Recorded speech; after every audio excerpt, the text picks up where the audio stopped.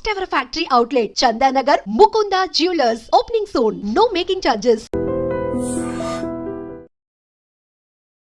నమస్కారం, welcome to I dream. ప్రస్తుతం మనతో పాటు ఉన్నారు గోవర్ధనికో విలేజ్లోని ఆశ్రమంలో వారి సేవల్ని అందిస్తూ భగవంతుడి యొక్క ధ్యానంలో నిరంతరం కృషి చేస్తూ నిరంతరం భగవంతుడి ధ్యానంలో ఉంటూ ఎన్నో ప్రాంతాలలో వారి మాటల ద్వారా వారి ప్రవచనాల ద్వారా అందరికీ అవగాహన కల్పిస్తూ మన సనాతన ధర్మం యొక్క గొప్పతనాన్ని విలువలని మనందరికీ తెలియజేస్తూ ఉంటారు. వారే ప్రణవానంద ప్రభుజీ గారు. ఇప్పుడు ప్రభుజీతో మాట్లాడి మరిన్ని విషయాలు తెలుసుకుందాం. మంచి మంచి విషయాలు అడిగి తెలుసుకొని మీ అందరికీ తెలియజేస్తాను.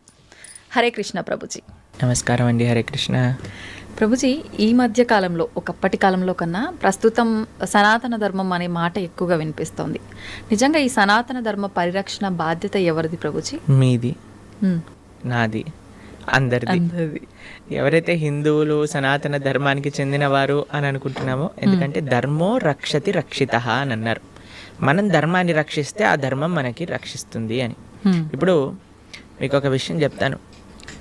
ప్రతి ఒక్కరి బాధ్యత, ఒకరి బాధ్యత. చాలామంది ఏమనుకుంటున్నారంటే అండి, సనాతన ధర్మాన్ని రక్షించే వాళ్ళ బాధ్యత, గురువుల బాధ్యత, ఏదో గుళ్ళో ఉండే పండితుల బాధ్యత, లేదా కొంతమంది ధర్మ ధ్వజం పట్టుకున్న వారి బాధ్యత, మనదేం కాదు అని అనుకొస్తున్నారనమాట. కానీ అది కాదండి.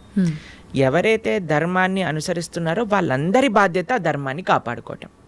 ధర్మాన్ని ఎలా కాపాడుకుంటామండి? మేము ఏం చేయాలి ధర్మాన్ని కాపాడుకోవటం అని అంటే చాలా సింపుల్ విషయం అండి.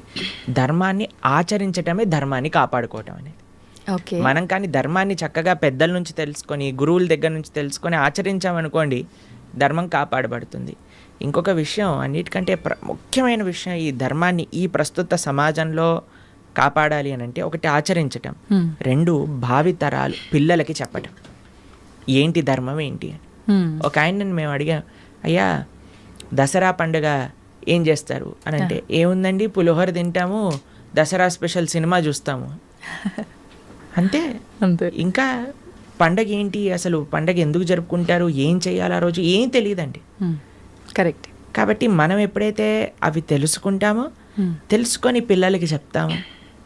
మనకి భాగవతంలో ఒకసారి కృష్ణ బలరాములు నంద మహారాజ్ దగ్గరికి వెళ్ళి, నాన్న ఈ ఇంద్ర పూజ చేస్తున్నారు, ఎందుకు చేస్తున్నారు, శాస్త్రంలో ఎక్కడ రాస్తుంది, ఎలా చెయ్యాలి అని అంటే పూర్తి డీటెయిల్స్ చెప్తారు నంద మహారాజ్. చిన్న పిల్లోడు కృష్ణుడు, అప్పుడు అన్నీ నేర్పిస్తారనమాట. అప్పుడు కృష్ణుడు అంటాడు, మనం ఇంద్ర పూజ చేయొద్దు, మనం ఏ దేవత ఆరాధన చేయకూడదు, మనం గోవర్ధనుడి యొక్క పూజ చేయాలి, మనము సాక్షాత్తుగా గోవర్ధనుడు భగవత్ స్వరూపం, ఆయననే ఆశ్రయించాలి అని చెప్తే అందరూ కూడా కృష్ణుడు మాట విని గోవర్ధన పూజ చేస్తారనమాట.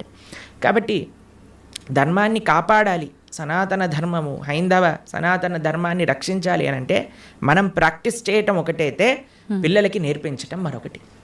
ఓకే. ఈ రెండూ కూడా చాలా చాలా ముఖ్యం మనకి ఈ సమాజంలో సనాతన ధర్మ పరిరక్షణ చేయటము. అయితే ప్రభుజీ, మనం ఇవి ఆచరించాలి అని అంటే తెలుసుకోవాలి, తెలుసుకున్నవి ఆచరణలో పెట్టాలి అని అంటే మనం నిత్యం అంటే పొద్దున్న లేచిన దగ్గర నుంచి భగవంతుని స్మరణలో ఉండాలా? అసలు ఎవరిని స్మరించుకోవాలి, ఏ రకంగా స్టార్ట్ చేయాలి డే అని? చూడండి, ఒక రోజు మనకు వచ్చింది అంటే అది భగవంతుడి యొక్క కృప వల్లే కదండి. అవును. ఈరోజు మనకి ఈ జన్మ వచ్చింది అని అంటే స్వామిని స్మరించాలి. హరి హరి హరి హరి అని అంటాం మనం, హరి అష్టకము అని అంటాం అనమాట. హరినామస్మరణతో ప్రారంభం చేయాలి రోజు అని చెప్తారు. భగవంతుడికి, మన ఆచార్యులకి, గురువులకి అందరికీ ఒకసారి నమస్కారం చేసుకోవాలి. పృథ్వీని నమస్కరించాలి, ఎందుకంటే ఆవిడ మన జనని. కానీ ఆవిడ మనల్ని భరిస్తుంది కదండి. మనం ప్రతిరోజు అడుగు పెడుతూ ఉంటాం పృథ్వీ పైన, వివిధ రకమైన కృత్యములు చేస్తూ ఉంటాం అనమాట. కాబట్టి ఫస్ట్ లేవంగానే, ఎంతమందికి అలవాటు ఉందో లేదో తెలియదు కానీ ఫస్ట్ లేవంగానే భూమాతను స్మృశించాలి. శ్లోకములు ఉన్నాయండి, శ్లోకములు నేర్చుకోగలిగితే నేర్చుకోండి. కానీ ఆ భావన, అమ్మా నీ పైన అడుగు పెడుతున్నాను కదా, మమ్మల్ని క్షమించు, మమ్మల్ని రక్షించు అనే ఒక భావనతో మనము నేలని స్పృశించి నమస్కరించుకోగలిగితే అది చాలా అద్భుతమైన విషయం అనమాట. దాని తర్వాత మనం భగవంతుని స్మరించి, పృథ్వీని స్పృశించి నమస్కరించుకొని, మన గురువులకి, ఆచార్యులకి నమస్కారం చేసుకొని, మీకు ఒక విషయం చెప్తాను. అన్నిటికంటే ముందు 2 అక్షరాలతో ప్రారంభమయ్యేది రోజు పూర్వకాలంలో, హరి అని. ఇప్పుడు కూడా 2 అక్షరాలతో ప్రారంభం అవుతుంది, కాఫీ అని. కరెక్ట్. కాఫీ అనకుండా పక్కన పెట్టి హరి అనటంలో నిద్ర లేవాలి. ఓకే. నిద్ర లేచిన వెంటనే స్నానం ఆచరించాలి. మీకు ఒక విషయం తెలుసా అండి, స్నానం అనేది సనాతన ధర్మంలో చాలా ముఖ్యమైన విషయం. మనము చాలామందికి అర్థం కాదండి, స్నానం లేకుండానే రోజును ప్రారంభం చేసేయటము, వంటింట్లోకి వెళ్ళిపోవటము, తర్వాత టిఫిన్ చేసేయటము, ఇలాంటివన్నీ చేస్తూ ఉంటారు. చాలా పెద్ద తప్పది. మనం ప్రొద్దున లేవంగానే భగవంతుని స్మరించుకొని ముందు చేయవలసింది స్నానము. స్నానంలో కూడా గంగే చ యమునే చైవ గోదావరి సరస్వతి నర్మదే సింధు కావేరి జలేస్మిన్ సన్నిధిం కురు, అన్ని నదులను కూడా గంగా జలమును యమునా జలమును మనం స్మరించుకొని స్నానం ఆచరించాలి. మీకు ఇంకొక విషయం చెప్తాను, చాలామందికి తెలియని విషయం. మన ధర్మం మనకి చెప్తుంది, స్నానం ఆచరించేటప్పుడు వస్త్రం లేకుండా స్నానం ఆచరించకూడదు. మనము ఒక బట్ట కట్టుకొని స్నానం చేయాలి. అది ఆ నీటికి, ఆ దేవతకి మనం ఇచ్చే గౌరవం అన్నమాట. కాబట్టి స్నానం ఆచరించేటప్పుడు అపవిత్ర పవిత్రోవ సర్వావస్థాన్ గతోపివ యత్స్మరేత్ పుండరీకాక్షం సబాహ్యాభ్యంతర శుచి పుండరీకాక్ష పుండరీకాక్ష పుండరీకాక్షాయ నమః శ్రీ విష్ణు శ్రీ విష్ణు శ్రీ విష్ణు భగవన్నామ. ప్రొద్దున లేచినప్పటి నుంచి భగవన్న, స్నానం ఆచరించేటప్పుడు భగవన్న, భగవంతుడి ముందుకెళ్ళి భగవన్న, రోజంతా భగవన్న. ఎంత మనము భగవంతుడి యొక్క నామంతో మనము కనెక్షన్లో ఉన్నామనుకోండి, అంత మనకి స్పిరిచువల్ ఎనర్జీతో మనం రీఛార్జ్ అయిపోతాం అనమాట. మనకు ఆ స్ట్రెంగ్త్ వస్తుంది. మన రోజులో ఉండే ఆ ఒడిదుడుకులు అన్నీ ఉంటాయి కదండి, వాటన్నిటిని ఎదుర్కొనే ఒక శక్తి మనకి భగవన్నామస్మరణతో వస్తుందన్నమాట. కాబట్టి ప్రొద్దున లేచాక హరినామస్మరణ, దాని తర్వాత చక్కగా మనం చేయవలసినది స్నానం, దాని తర్వాత భగవద్ ఆరాధన. ఇవి చేసేసుకున్నాం అనుకోండి, మనం ప్రొద్దున లేవంగానే ఫోన్కి ఛార్జింగ్ పెట్టేస్తాం కదా, అలా మన శరీరం ఛార్జ్ అయిపోతుంది ఇవి చేసేసుకున్న. దాని తర్వాత రోజులో ఉండే మన కార్యక్రమాలన్నీ కూడా మనం చేసుకుంటూ ఉండొచ్చు అనమాట. ఓకే. అయితే ప్రభుజీ, మనం ఆచరించే స్నానం ఎంతో ఇంపార్టెంట్ అని చెప్పి మీరు చెప్పారు. అది ఆచరించడం ఒక ఎత్తు అయితే సమయం కూడా ఇంపార్టెంట్ అని చెప్పి అంటుంటారు కదా ప్రభుజీ, ఏ టైంలో స్నానం ఆచరించాలి అని చెప్పి, అది ఎలా చూసుకోవాలి? మనము మన శాస్త్రాలు చెప్తున్నాయి, బ్రహ్మ ముహూర్తంలో నిద్ర లేవాలి అని. అంటే సూర్యుడు వచ్చే ముందు. ఓకే. ఇప్పుడు మీకు ఒక విషయం చెప్తాను. మీ ఇంటికి ఒక గెస్ట్ వస్తున్నారు అనుకోండి, సరే ఈరోజు మీకు పండగ రోజు మీరు ఏం చేస్తారు, అరే ఈరోజు పండగ త్వరగా లేవాలి, త్వరగా లేసుకొని కార్యక్రమాలన్నీ చేసుకొని నైవేద్యాలన్నీ తయారు చేసుకొని మనం త్వరగా ఈ పండుగని ముగించుకోవాలి, అమ్మవారి పూజ చేసుకోవాలని మీరు అనుకుంటారు, అవునా కాదా చెప్పండి. లేదా ఒక గెస్ట్ వస్తున్నారు అనుకోండి, సపోజ్ మీ గురువు గారు రేపు మీ ఇంటికి వస్తున్నారు అన్నారు అనుకోండి, మీ గురువు గారు ఇంటికి వచ్చాక బయట నాక్ చేశాక మీరు లేచి స్నానం చేసి రెడీ అవుతారా, లేదా ఆయన వచ్చే ముందే అన్ని సదుపాయాలన్నీ కూడా సక్రమంగా చేసుకొని పెట్టుకుంటారా చెప్పండి? వచ్చే ముందే చేస్తారు, అంతే కదండి. ఎవరైనా గెస్ట్ వచ్చినా, మన ఇంటి గురువులు వచ్చినా ఎవరో ఒకళ్ళు అలా చేసుకుంటాం కదా. సూర్య భగవానుడు ప్రత్యక్షంగా మనకి భగవంతుడి యొక్క స్వరూపం మనకి దర్శనమిస్తున్నారు. ఆయన ప్రతిరోజు ఉదయించే ముందే మనం నిద్ర లేవాలి, దాన్ని బ్రహ్మ ముహూర్తము అని అంటారు. సూర్యోదయం కంటే ముందు మనం నిద్రలేచి మన యొక్క స్నానాది కార్యములన్నీ పూర్తి చేసుకొని మనం రెడీగా ఉండాలి సూర్యుడిని స్వాగతించడానికి. మన యొక్క భగవన్నామ స్మరణ చేసుకుంటూ మనం రెడీ అయిపోతాం అనమాట. అందుకే సంధ్యావందనాది కార్యక్రమములు మనం ప్రొద్దున పూట, మధ్యాహ్నం పూట, సాయంకాలం పూట 3 పూటలు చేస్తాం అనమాట. ఆయన ఎవరికి చేస్తున్నాము అని అంటే సూర్యమండలంలో మధ్యలో ఉన్న భగవంతుడికి మనం చేస్తున్నాము. కానీ ఆయన మనకి భగవంతుడిని దర్శింపజేసే ఒక ప్రత్యక్షమైన క్యారియర్. ఓకే. కాబట్టి మనం ఆయన వచ్చే ముందే మనం నిద్ర లేవాలి, ఆయన రాకముందే మన యొక్క నిత్య కృత్యములన్నీ కూడా పూర్తి చేసుకొని మనము ఆధ్యాత్మిక కార్యక్రమంలో నిమగ్నమై ఉండాలి. ఓకే. మీరు చూడండి, ప్రొద్దున పూట లేవటం అనేది అటు మన ఆరోగ్యరీత్యా, అలానే సామాజిక పరంగా, అలానే మన ఆధ్యాత్మికంగా, శారీరకంగా, మానసికంగా అన్ని విషయములలో మనకి మంచి చేస్తుంది. అందుకే early to bed and early to rice keeps a man healthy, wealthy and wise అని అన్నారు. కాబట్టి ప్రొద్దున పూట బ్రహ్మ ముహూర్తంలో నిద్ర లేచి స్నానం ఆచరించవలే. ఇది ప్రతి సనాతన ధర్మానికి సంబంధించిన వారు తప్పక ఆచరించాల్సిన ఒక పద్ధతి. ఓకే. అయితే ప్రభుజీ, మనం మాట్లాడుకున్న దాంట్లో ఇంకొకటి భగవంతుడి ఆరాధన. చాలా వరకు అంటే ఇంట్లో మగవారు పూజ చేస్తేనే మంచి ఫలితం పొందుతారు అని చెప్పి ఈ మధ్య కాలంలో చెప్తున్నారు. కానీ ఎక్కువగా ఆడవాళ్ళే పూజ చేస్తుంటారు. అసలు నిజంగా ఆడవాళ్ళే పూజ చేయాలా, మగవారు చేయొచ్చా? అసలు మగవారు చేయాల్సిన కార్యక్రమాలు ఏంటి ఆధ్యాత్మిక?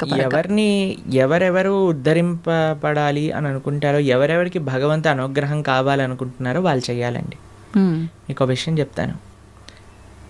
ఒక మగవాడు పూజ చేసిన, ఆరాధన చేసిన, పుణ్యం చేసిన, పునస్కారం చేసిన, దాంట్లో ఉండే 50% ఆడవారికి వెళ్తుంది. ఓకే. ఎంత? 50%. ఏదైనా పాపం చేశాడనుకోండి, దాంట్లో 1% కూడా ఆడవారికి రాదు. అదెలా ప్రభుజీ? మరి పుణ్యం అయితే పుణ్యం 50% వెళ్తుంది, పాపంలో వెళ్ళదు. ఓకే. స్త్రీ చేసిందనుకోండి పుణ్యం 1% హస్బెండ్కి రాదు, 100% ఆవిడ దగ్గరే ఉంటుంది. స్త్రీ ఏదైనా పాపం చేసిందనుకోండి, దాంట్లో 50% హస్బెండ్కి వెళ్తుంది. ఇది ఒక బంపర్ ఆఫర్ అనమాట, మన శాస్త్రాలు ఇచ్చింది. బాగుందా మీకు? బాగా అనిపిస్తున్నట్టుంది మీకు. శిల్ ప్రభుపాదుల వారు ఒక దగ్గర ప్రస్తావన చేస్తారు, everybody has to fly their own plane అంటారు. మనకి అంబరీష మహారాజు గారి వృత్తాంతంలో వస్తుంది. అయినా ప్రొద్దున లేవంగానే నిరంతరము కూడా భగవంతుడి యొక్క ఆరాధనలో, ఆయన చేతులన్నీ కూడా భగవంతుడి యొక్క పూజలో, పాదాలు భగవంతుడి యొక్క ఆలయ ప్రదక్షిణలో, మనసు భగవంతుని చింతించటం. సవై మన కృష్ణ పదార విందయో వాచాంసి వైకుంఠ గుణానువర్ణనే కరే హరేర్మందిరమార్జనాదిషు అని ఆయన యొక్క దినచర్య మొత్తం చెప్తారనమాట. ఇక్కడ వారి భార్య ఆరాధనకి నీళ్లు తెచ్చి తేవడానికి హెల్ప్ చేసినా సరే ఆయన అనేవారట, నా పూజ నేను చేసుకుంటాను, మళ్ళీ నీ పూజ నువ్వు చేసుకో. ఆయన అన్ని సదుపాయాలు సమకూర్చుకొని, ఎందుకంటే చూడండి భగవంతుడితో మనకుండే రిలేషన్షిప్ ఎక్స్ట్రీమ్లీ పర్సనల్ అండి. స్వామి మన తండ్రి, స్వామి మన తల్లి. ఇప్పుడు చూడండి మీకు ఒక విషయం చెప్తాను. మన ఇంట్లో ఎవరిదైనా పుట్టినరోజు ఉందనుకోండి, మనం ఏం చేస్తాం, ఒకసారి మాకు ఈ సంఘటన ఎదురైందనమాట. నేను మా తమ్ముడు కలిసి మా అమ్మగారికి గిఫ్ట్ ఇవ్వాలి అంటే, మా తమ్ముడు అన్నారు, నువ్వు నీ గిఫ్ట్ ఇవ్వు, నేను నా గిఫ్ట్ ఇస్తాను. ఎందుకంటే అమ్మకి నీ గిఫ్ట్ వేరే, నా గిఫ్ట్ వేరే. ఎందుకంటే మన ఇద్దరికి అమ్మ కదా, కాబట్టి అమ్మతో నాకుండే రిలేషన్షిప్ ఒకటి, మా తమ్ముడికి ఉండే రిలేషన్షిప్ ఒకటి, అంతేనా? అయితే మేమిద్దరం అనుకున్నాం, సరే నేను నాకు తోచింది నాకు ఇష్టం ఉన్నట్టుగా నేను చాలా బాగా పెయింటింగ్ చేసేవాడిని అనమాట, డ్రాయింగ్ చేసేవాళ్ళం అనమాట. అయితే నేను ఇచ్చేస్తాను, నేను ఏదో ఒకటి స్కెచ్ చేసిస్తాను అంటే, మా తమ్ముడు అన్నాడు, నేను ఏదో ఒకటి తయారు చేస్తాను, ఏదో ఒక బొమ్మ లాంటిది ఏదో ఒకటి తయారు చేస్తాను, ఇద్దాము అని ఇద్దరం వేరు వేరు చేసి ఇచ్చామన్నమాట. అంటే ఎందుకు అని అంటే, మనకి మన ప్రేమను వ్యక్తపరచుకునే మార్గం ఒకటి, ఒక ఇంట్రెస్ట్, ఒక టాలెంట్, ఒక way of expressing hour love ఉంటుంది, అంతే కదా. అలానే భగవంతుడితో కూడా ఒక భర్త తన కర్తవ్యం, అరే నేను భగవంతుడి యొక్క మార్గంలో, నాకు భగవంతుడు అవసరము, అందరికీ భగవంతుడు అవసరమే కదండి. ఆయన అందరికీ తండ్రి, తల్లి, పిత, పరమాత్మ అందరికీ ఆయనే.